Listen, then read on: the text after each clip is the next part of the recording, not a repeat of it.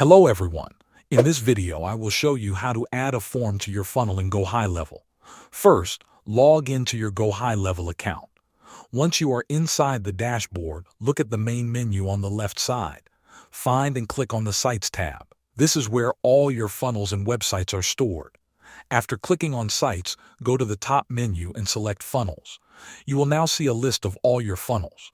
Choose the specific funnel where you want to add your form and click to open it. Inside the funnel, you will see different steps or pages.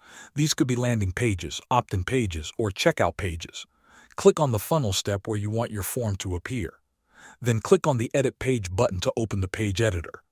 Once the editor is open, you can start adding elements to your page. Look for the plus button that says Add Element. Click on it, and a list of elements will appear. In the search bar, type Form.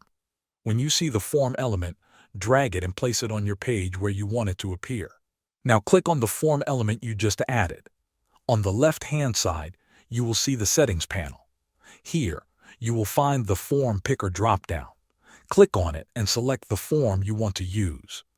This could be a personal information form, a payment form, or an address form depending on your needs. Make sure everything looks good, then save your changes. Thanks for watching.